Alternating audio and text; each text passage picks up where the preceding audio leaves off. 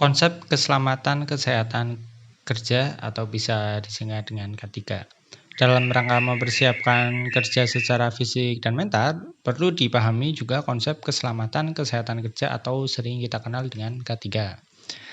Mengingat pentingnya K3 dalam bekerja, pihak pemerintah telah menetapkan dasar hukum yang mengatur keselamatan dan kesehatan kerja. Peraturan tersebut meliputi yang pertama Undang-Undang Nomor 1 Tahun 1970 tentang Keselamatan Kerja. Yang kedua Undang-Undang Nomor 25 Tahun 1997 dan UU Nomor 13 Tahun 2003 tentang Ketenagakerjaan. Dan yang ketiga, Keputusan Presiden Nomor 22 Tahun 1993 tentang penyakit yang timbul akibat hubungan kerja. Pada prinsipnya, peraturan perundangan di atas menunjukkan bahwa pentingnya perlindungan kerja bagi seorang karyawan sehingga dalam bekerja dapat dilakukan dengan aman. Pengertian K3. Dalam ruang lingkup yang diatur oleh Undang-Undang Nomor 1 Tahun 1970, menyebutkan keselamatan kerja dalam segala tempat kerja baik di darat, di dalam tanah, di permukaan air maupun di udara yang berada di wilayah kekhususan hukum Republik Indonesia. Menurut Mondi dan Noe, keselamatan kerja meliputi perlindungan karyawan dari kecelakaan di tempat kerja, sedangkan kesehatan merujuk kepada terbebasnya karyawan dari penyakit secara fisik dan mental. Dari pemahaman di atas, maka yang dimaksud dengan keselamatan kerja adalah keadaan saat seseorang merasa aman dan sehat dalam melaksanakan tugasnya. Aman dalam hal ini diartikan sebagai terhindar dari kecelakaan dan faktor penyakit yang muncul akibat proses kerja. Kesehatan kerja menurut Filippo terdiri dari dua jenis, yakni physical health dan mental health.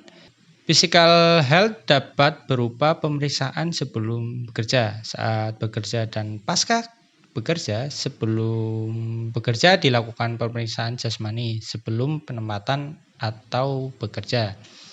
Saat bekerja, program ini dapat berupa jaminan kesehatan karyawan, fasilitas klinik, dan tenaga medis dalam rangka tindakan preventif. Pasca bekerja dalam program ini dapat berupa pemeriksaan berkala atau fasilitas kesehatan yang diterima. Mental health dalam program kesehatan kerja dapat berupa ketersediaan penyuluhan kejiwaan dan psikiater, kerjasama dengan spesialis dan lembaga psikiater, pelatihan-pelatihan yang diberikan dalam rangka tindakan preventif untuk mencapai kesehatan mental. Penyakit akibat kerja. Dalam Kepres nomor 22 tahun 1993 tentang penyakit yang timbul akibat hubungan kerja, pasal 2 menyebutkan bahwa setiap tenaga kerja yang menderita penyakit yang timbul karena hubungan kerja berhak mendapat jaminan kecelakaan kerja, baik pada masih saat dalam hubungan kerja maupun setelah hubungan kerja berakhir. Pasal ini memberikan perlindungan terhadap tenaga kerja yang beresiko tinggi terhadap keselamatan dan kesehatan kerja. Penyebab penyakit akibat kerja antara lain golongan fisik seperti bising, radiasi, suhu ekstrim, tekanan udara, vibrasi, dan penerangan. Untuk golongan kimiawi meliputi semua bahan kimia dalam bentuk serbuk, uap, gas, larutan, dan juga kabut. Golongan biologis seperti bakteri, virus, dan jamur. Golongan fisiologis atau ergonomis antara lain desain tempat kerja dan beban kerja. Golongan psikososial meliputi stres psikis, kerja yang monoton, dan tuntutan pekerjaan. Oleh karena itu, tindakan preventif yang berupa program kesehatan baik fisik maupun mental sangat diperlukan bagi pelaku usaha demi terciptanya tenaga kerja yang sehat dan kuat yang pada akhirnya berdampak positif untuk perusahaan itu sendiri. Tujuan ketiga, Tujuannya adanya K3 dari uraian di atas adalah untuk tercapainya keselamatan tenaga kerja saat sedang bekerja dan setelah bekerja. Tujuan K3 dilihat dari pelaku usaha. Yang pertama, meningkatkan kinerja dan omset perusahaan. Yang kedua, mencegah terjadinya kerugian. Yang ketiga, memelihara sarana dan prasarana perusahaan.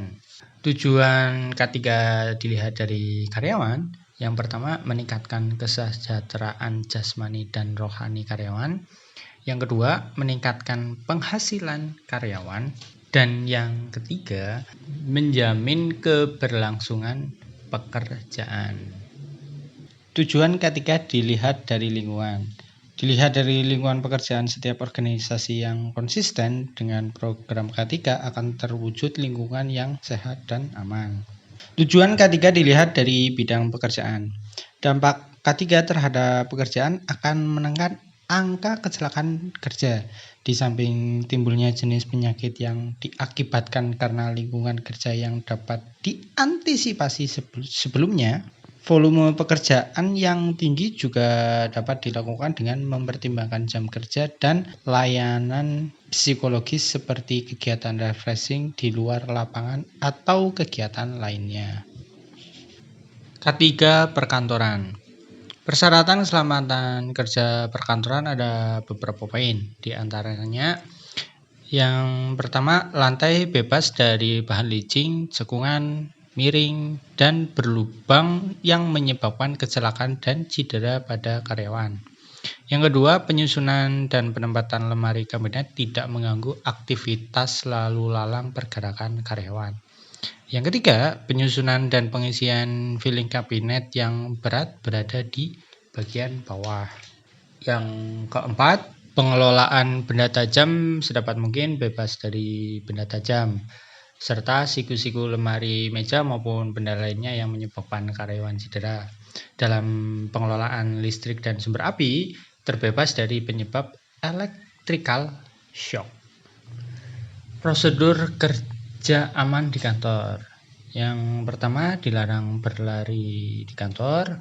Yang kedua, lantai tidak licin. Yang ketiga, berjalan di sebelah kiri ketika di lorong dan tangga kantor.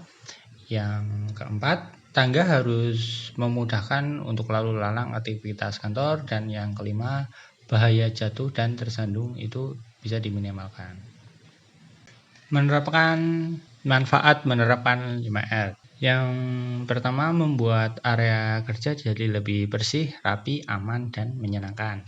Yang kedua, meningkatkan pemanfaatan lantai kerja sebagai ruang penyimpanan. Yang ketiga, meminimalisasi waktu yang terbuang untuk mencari alat kerja, material, dan dokumen. Yang keempat, mengurangi kerusakan mesin. Dan kelima, meningkatkan produktivitas kerja. Dan yang keenam, mengurangi potensi bahaya kecelakaan kerja. Penanganan kondisi darurat. Beberapa kondisi darurat atau kewaspadaan terhadap bencana yang bisa terjadi di perkantoran antara lain kebakaran, gempa, bahaya biologi, huru-hara, banjir, dan ancaman bom. Untuk menangani kondisi tersebut, maka diperlukan yang pertama, manajemen tanggap darurat seperti prosedur, struktur organisasi, dan lain-lain. Yang kedua, manajemen keselamatan kebakaran gedung seperti terdapat sistem proteksi kebakaran dan lain-lain. Yang ketiga, prosedur atau tata cara evakuasi. Yang keempat, mekanik dan elektrik. Dan yang kelima, pertolongan pertama pada kecelakaan atau bisa disingkat P3. Manajemen tanggap darurat perlu ditetapkan dalam rangka menangani kondisi darurat. Beberapa poin yang bisa dilakukan diantaranya. Yang pertama, identifikasi resiko kondisi darurat. Yang kedua, penilaian analisa resiko kondisi darurat. Yang ketiga, pemetaan resiko kondisi darurat. Yang keempat, pengendalian kondisi darurat. Yang keenam, mengatasi dampak yang berkaitan dengan kejadian setelah bencana. Agar proses penanganan kondisi darurat dapat dilakukan secara efektif dan aman, maka harus dibuatkan rencana tindakan awal rencana tanggap darurat yang meliputi yang pertama, merencanakan suatu titik kumpul. Yang kedua, mengadakan simulasi kebakaran. Yang ketiga, menyiapkan sirine-sirine dan alarm tanda bahaya. Yang keempat, menyiapkan rambu-rambu ke arah titik kumpul aman. Dan yang keenam, menyiapkan prosedur. Manajemen Keselamatan Kebakaran Gedung atau bisa disingkat dengan MKKG. Berikut penjelasan dan perincian dari Sistem Manajemen Keselamatan Kebakaran Gedung. Pendukung MKKG adalah alat proteksi kebakaran atau fire protection berupa yang pertama APAR, alat pemadam api ringan. Yang kedua APAB, alat pemadam api berat yang menggunakan roda. Yang ketiga sistem alarm kebakaran. Yang keempat hidran halaman. Yang kelima sistem sprinkler otomatis. Yang keenam sistem pengendalian asap. Persyaratan APAR yang wajib diketahui. Yang pertama, mudah terlihat, dijangkau dan mudah diambil, tidak diikat, dikunci atau digembok. Yang kedua, jarak 15 meter dan maksimal tinggi pemasangan itu 125 cm. Yang ketiga, jenis media dan ukuran disesuaikan dengan klasifikasi bahan api. Yang keempat, dilakukan pemeriksaan dan masa pakai secara berkala minimal 6 bulan sekali. Persyaratan tangga darurat. Yang pertama, bangunan yang sama dengan 3 lantai harus memiliki 2 tangga darurat. Yang kedua, dilengkapi pintu tahan api. Yang ketiga, dilengkapi fan untuk memberi tekanan positif. Yang keempat, pintu dilengkapi petunjuk keluar yang menyala. Yang kelima, lebar tangga minimum 1,2 meter. Yang keenam, tidak boleh dalam bentuk tangga yang melingkar.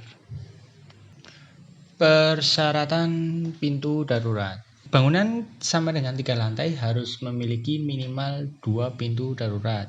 Yang kedua, lebar pintu darurat minimum 100 cm. Yang ketiga, jarak pintu darurat maksimum dalam radius atau jarak capai 25 meter dari setiap titik posisi orang dalam satu blok bangunan. Yang ketiga, jarak pintu darurat maksimum dalam radius atau jarak capai 25 meter dari setiap titik posisi orang dalam satu blok bangunan gedung. Yang keempat, pintu tahan api minimum 2 jam. Yang keenam, pintu dilengkapi minimal 3 engsel alat penutup otomatis, tuas pembuka pintu, tanda peringatan pintu darurat tutup kembali.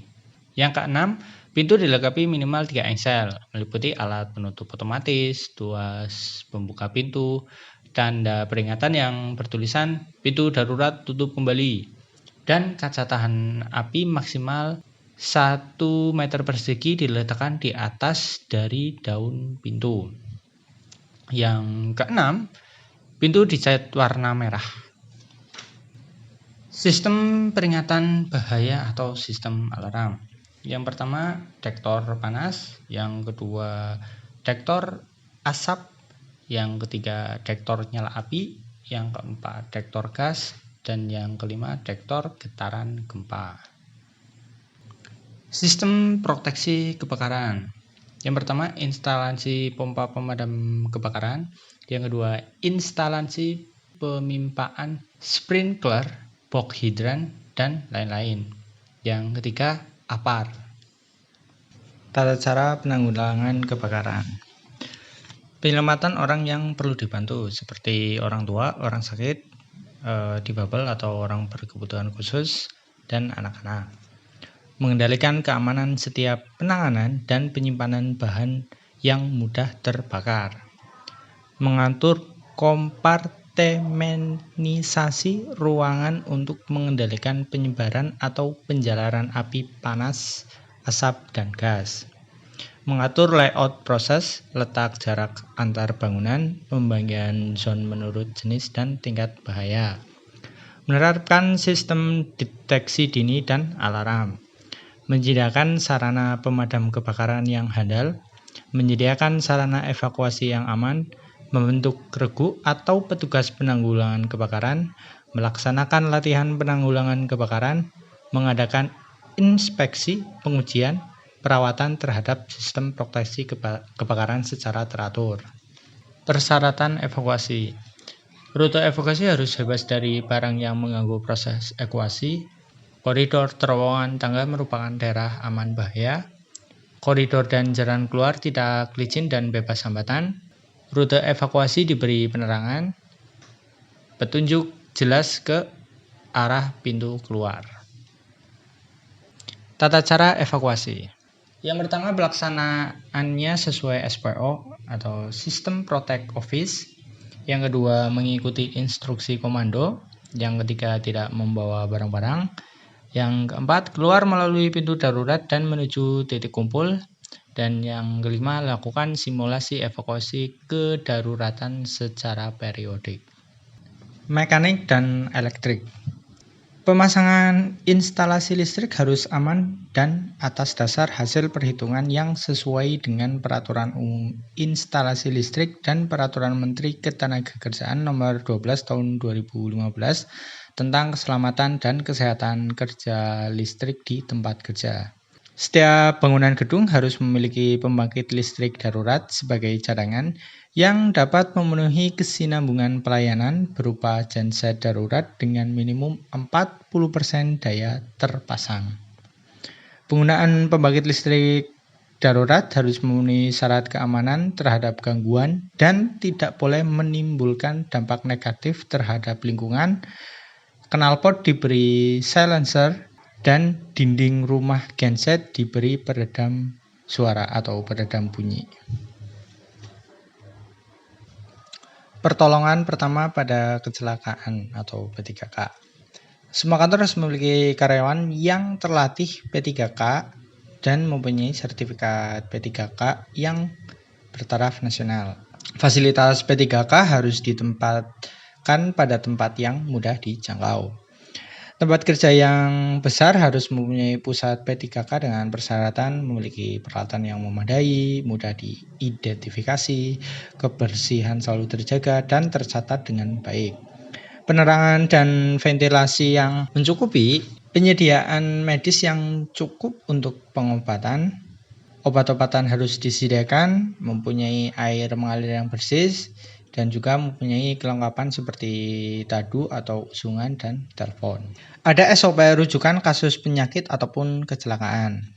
Untuk alat-alat P3 dan kotak obat-obatan harus berisi paling sedikit dengan obat untuk kompres, perban, gauze yang steril, antiseptik, plaster, tourniquet, gunting, splint, dan perlengkapan gigitan luar. Untuk isi dari kotak obat-obatan dan alat P3 harus diperiksa secara teratur dan harus dijaga supaya tetap berisi atau terisi. Alat-alat P3 dan obat-obatan harus berisi keterangan atau instruksi yang mudah dan jelas sehingga mudah dimengerti. Konsep 5R. Ringkas. Ringkas dapat diartikan sebagai perilaku kerja yang selalu memisahkan segala sesuatu yang diperlukan dan memisahkan yang tidak diperlukan sebelum dan sesudah bekerja. Di samping memahami benda atau alat apa yang masih dibutuhkan lagi dan yang tidak. Rapi. Rapi merupakan perilaku seseorang dalam menyimpan barang sesuai dengan tempatnya. Manfaat dari perilaku kerja rapi adalah lingkungan terlihat lebih indah dan tertata sehingga menimbulkan rasa nyaman bagi pegawai yang bekerja. Penyimpanan yang benar akan memudahkan kita dalam pengambilan alat bahan ketika kita membutuhkan. Resik. Resik merupakan perilaku kerja selalu membersihkan tempat atau lingkungan kerja, mesin atau peralatan, dan barang-barang agar tidak terdapat kotoran, debu, atau bau. Kegiatan ini hendaknya selalu dilakukan setiap orang mulai dari pimpinan sampai kepada bawahan atau pelaksanaan atau operator. Manfaat yang dapat dilihat dari perilaku resik adalah lingkungan kerja akan terlihat bersih sehingga dapat menemukan rasa nyaman dalam bekerja. Lingkungan bersih dari debu dan bau juga meminimalisir atau menghilangkan sumber kontaminasi terhadap jenis makanan. Rawat. Prinsip rawat ini merupakan upaya perilaku mempertahankan hasil yang telah dicapai pada perilaku ringkas, rapi, dan resik yang dilakukan secara konsisten. Prinsip ini akan bermanfaat apabila prinsip 3R sebelumnya sudah dilakukan oleh semua karyawan yang ada di lingkungan kerja. Rajin. Prinsip ini dapat tercipta dengan membiasakan diri atau menerapkan prinsip 4R dalam setiap harinya. Oleh karena itu, rajin akan membentuk kebiasaan seseorang dalam menjaga dan meningkatkan kualitas kerja yang lebih baik. Manfaat menerapkan 5R. Membuat area kerja jadi lebih bersih, rapi, aman, dan menyenangkan. Meningkatkan pemanfaatan lantai kerja sebagai ruang penyimpanan. Meminimalisasi waktu yang terbuang untuk mencari alat kerja, material, dan dokumen. Mengurangi kerusakan mesin karena peralatan selalu bersih dan terawat sehingga membuat peralatan jadi lebih awet dan tahan lama. Menumbuhkan tanggung jawab karyawan dan rasa memiliki di area kerja. Mengurangi bahkan menghilangkan potensi bahaya atau apa saja yang menjadi penyebab umum terjadinya kecelakaan kerja. Meningkatkan produktivitas kerja dengan penataan material dan peralatan kerja yang baik. Karyawan pun bisa bekerja lebih efektif dan juga lebih efisien. Ya, begitulah teman-teman untuk video kali ini. Semoga bermanfaat dan salam dari channel Haryani dan semoga kita bisa bertemu di video selanjutnya. Terima kasih dan bye-bye.